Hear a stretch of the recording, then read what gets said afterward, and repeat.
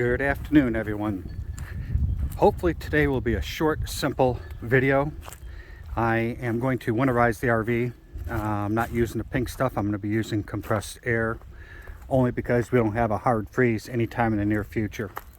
So I'm just going to hook up the compressor and blow out all the lines. So hopefully it won't be that long of a video, and maybe help someone out in trying to figure out how to do it themselves. Stay tuned. Okay, so here are the tools necessary to do this air compressor winterizing. First of all, we need to have an air compressor with dual gauges on it so that you can turn down the output pressure. In my case, I always turn it down to about 45 psi. You need to have a specialty nozzle. You can get those on Amazon. That's where I bought mine. That hooks up to an air compressor hose and screws into the city water. Obviously an air compressor hose. And then for the ice maker, a specialty tool, handmade.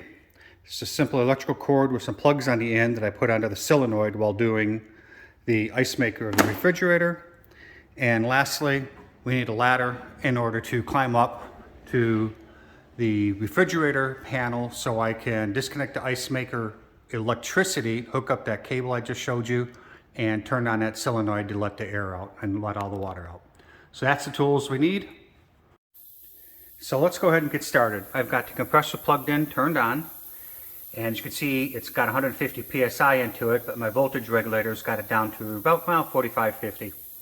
So with that said, I can now hook up in my water closet. Let's go ahead and set this down over here and hope that shows you what we're doing. So first thing I'm going to do is I'm going to set my valving to fresh tank fill so that I blow out the line going to the tank. I've already drained the freshwater tank, so this should, and the valve is open, so this should just blow air all the way out.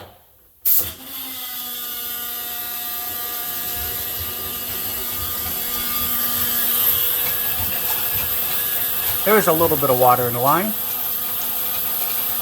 and it's just blowing it out. Next, we'll flip this over to city water. It should be down, left.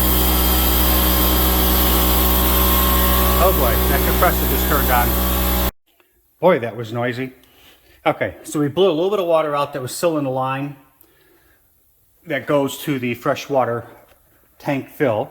I have now set this back to city water, and I'm going to go inside the RV and open up lines one at a time until I only get air. Do the easiest first. The bathroom, we'll do it cold first. That's cold air, that's cold water. This is hot, and that's just going through the bypass. I've turned the bypass on the water heater on, and I've drained the water heater. So this should be switched over to air here any second. There we go. I will come back and get those in more detail. I'm going to run a little bit longer. That's hot water.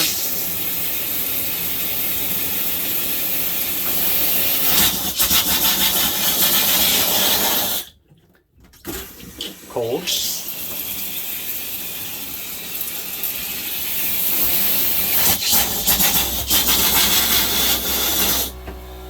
And the compressor just turned back on.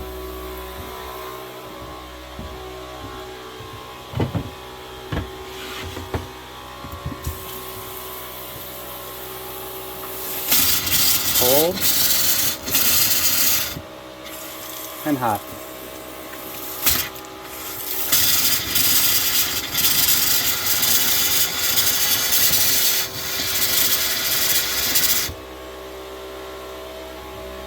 And don't forget the commode.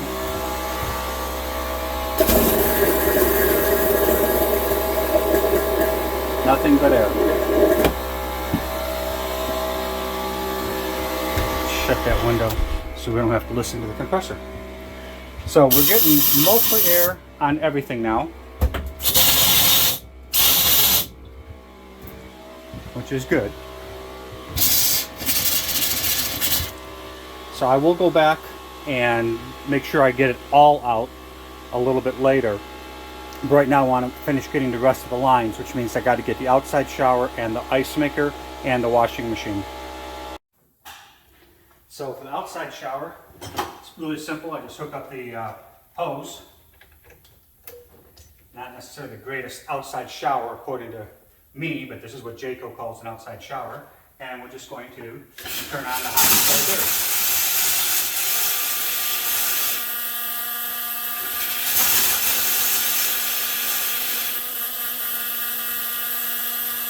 That's it on that.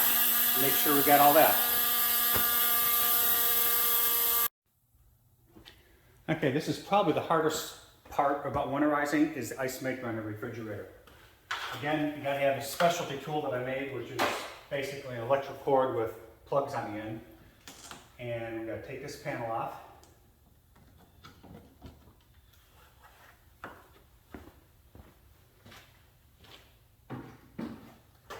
That allows us access to this solenoid right here. Let me actually get this camera and show you what I'm talking about. This solenoid right here is for the ice maker. As you can see, I've gone through and I've insulated everything I can in here.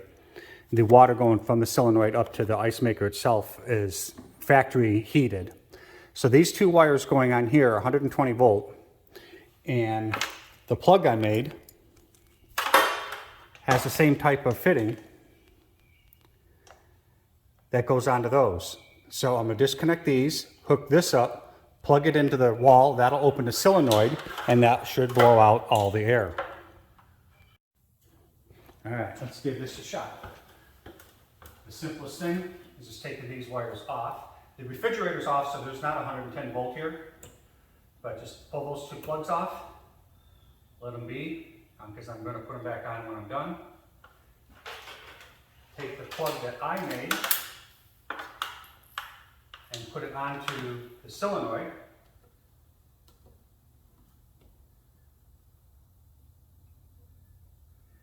Being AC, polarity is not an issue. It's not like DC. So we now have that hooked up. Air compressor is still hooked up. I need to go turn the refrigerator on.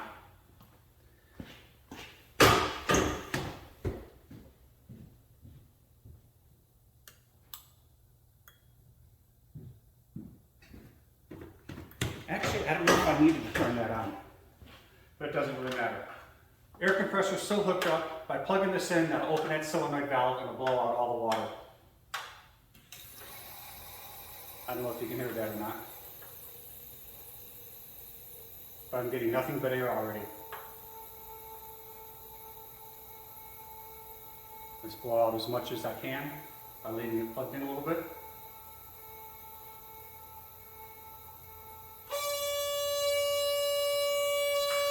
That's extra air pressure.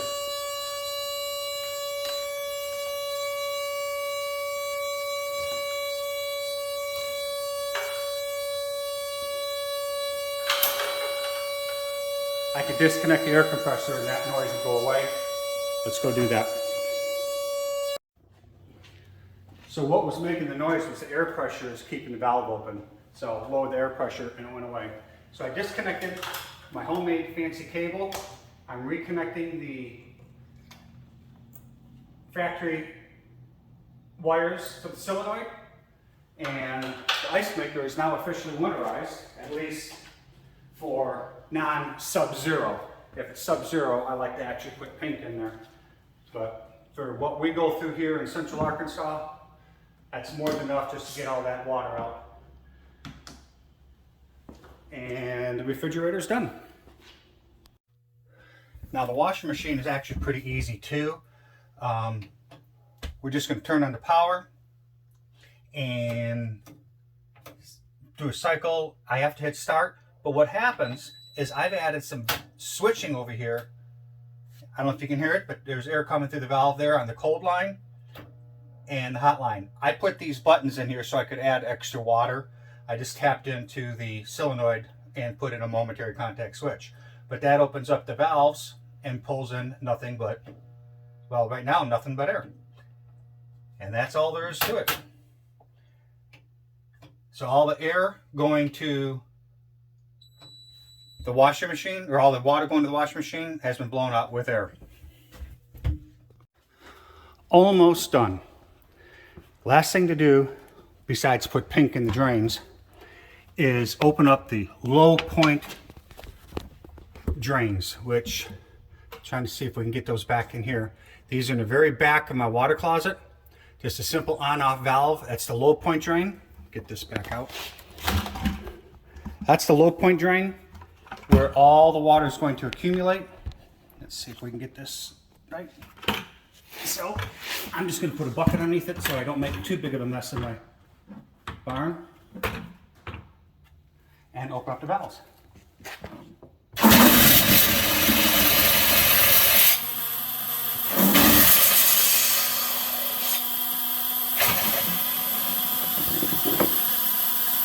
Nothing but air. Close them back off. I will open them. Again, that's air pressure in the valving system. It'll stop here in a second.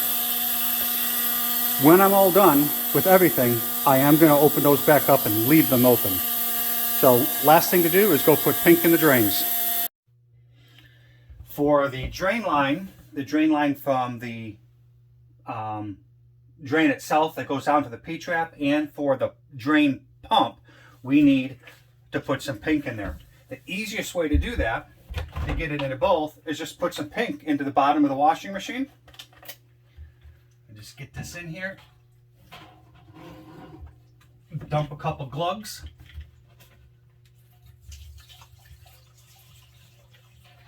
Now what that's done is that's putting pink into the pump that drains it out. We don't have to worry about that freezing either. And in order to get that out, we're going to put this on drain. It'll pump that out, leaving pink in the pump, and it'll put pink in the P-trap.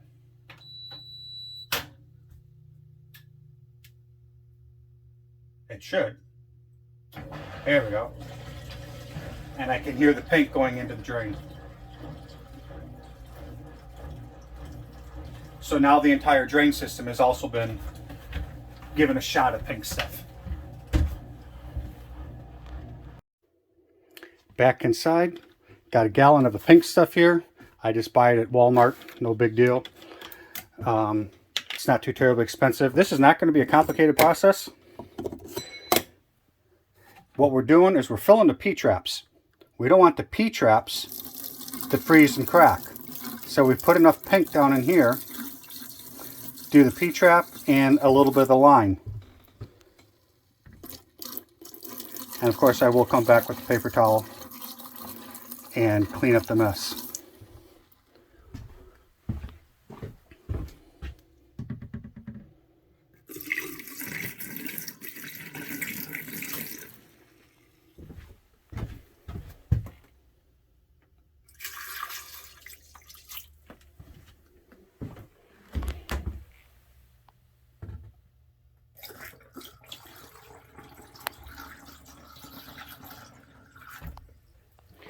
Now I can safely say that all of the drain lines also have a little bit of pink in them.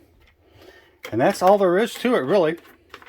The thing that you missed was the draining and bypass valve on the water heater. But that's going to be water heater specific. Let's do this.